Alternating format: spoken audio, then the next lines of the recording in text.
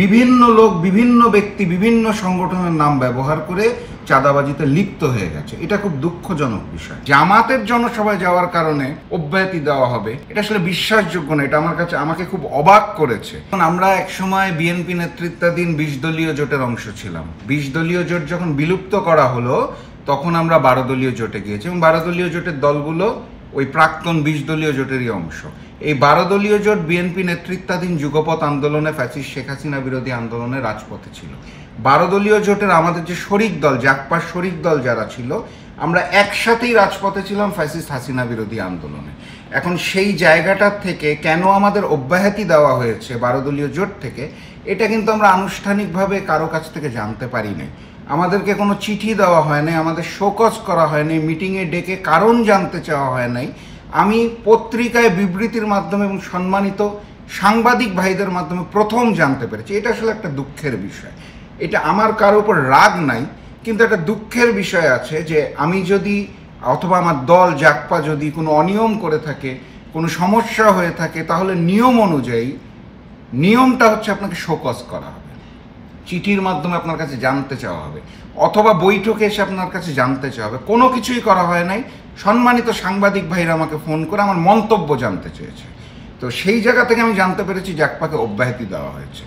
আরেকটি বিষয় হচ্ছে, পরের দিন পত্রিকায় আমি পড়লাম যে জামাতের একটা জনসভা ছিল, সেখানে যে আমি বক্তব্য দেওয়ার কারণে নাকি জাকপাকে বাদ দেওয়া হয়েছে। আসলে এইটাও খুব দুঃখজনক। আমি আসলে সত্য মিথ্যা জানি না, না জেনে মন্তব্য করা কঠিন, কিন্তু ওই বারবার বলছি, যেহেতু 12 দল থেকে এখন পর্যন্ত আমাদের জানানো হয়নি কেন অব্যাহতি দেওয়া হয়েছে, অতএব মন্তব্য করা কঠিন। কিন্তু জামাতের জনসভায় যাওয়ার কারণে অব্যাহতি দেওয়া হবে, এটা আসলে বিশ্বাসযোগ্য না। এটা আমাকে খুব অবাক করেছে। কারণ হচ্ছে যে আমরা যখন রাজপথে ছিলাম হাসিনা বিরোধী আন্দোলনে, বিএনপিও আমাদের সাথে ছিল, জামাতও আমাদের সাথে ছিল। ফ্যাসিস্ট হাসিনা বিরোধী আন্দোলন আমরা সবাই একসাথে ছিলাম। তো সেখানে তো বিএনপিও আমার বন্ধু সংগঠন, জামাতও আমার বন্ধু সংগঠন। বিএনপি দাওয়াত দিলেও তো আমি যাই, তখন তো কেউ বলে না যে বের করে দেওয়া হবে, সরায় দেওয়া হবে, একসাথে মিশবো না। তাহলে জামাতের জন্য সবাই গেলে কেন 12 দলীয় জোট এইটাকে খারাপভাবে নিবে, এটা আমার কাছে মনে হয় না। আমার ধারণা এটার পিছনে অন্য কোনো একটা কারণ থাকলেও থাকতে পারে, যেটা এখনও আমরা জানতে পারছি না, কিন্তু জানার আগ্রহ রয়েছে আমাদের। তবে 12 দলীয় জোটের যারা সিদ্ধান্ত নিয়েছে তাদের উপর রাগ নাই। আমরা একসাথে রাজপথে ছিলাম, তাদের সকলের প্রতি শুভেচ্ছা এবং শুভকামনা জানাই জাকপার। না দেখুন, 5ই আগস্টে ফ্যাসিস্ট শেখ হাসিনা যখন দেশ ছেড়ে তার নিজ দেশ দিল্লিতে পালিয়ে গেল, তার আগের যে আন্দোলনটা, এই আন্দোলনটার মূল উদ্দেশ্য ছিল একটা নতুন বাংলাদেশ গঠন করা, বৈষম্যহীন একটা বাংলাদেশ, যেখানে দুর্নীতি থাকবে না, চাঁদাবাজি থাকবে না, মানুষ শান্তিতে বসবাস করতে পারবে।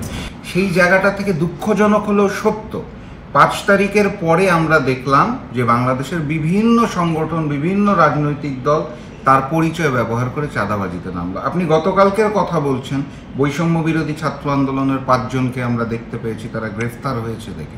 যারা গ্রেফতার হয় নাই সেক্ষেত্রে আপনি কি বলবেন? যাদের নামে বিভিন্ন রকমের কমপ্লেন আসছে কিন্তু পুলিশ হাতে নাতে ধরতে পারেনি, তাদের কথা কি বলবেন? অর্থাৎ আমি যেটা বলতে চাচ্ছি সেটা হচ্ছে, শুধুমাত্র বৈষম্য বিরোধী ছাত্র আন্দোলনের গতকালকের 5 জন নয়, বিভিন্ন লোক, বিভিন্ন ব্যক্তি, বিভিন্ন সংগঠনের নাম ব্যবহার করে চাঁদাবাজিতে লিপ্ত হয়ে গেছে। এটা খুব দুঃখজনক বিষয়। আর গতকালকেরটা স্পেসিফিক্যালি বলতে হয় যেটা, সেটা হচ্ছে বৈষম্য বিরোধী ছাত্র আন্দোলন যারা করেছিল, তারা বাংলাদেশকে একটা নতুন স্বপ্ন দেখিয়েছিল যে একটা নতুন বাংলাদেশ দিবে।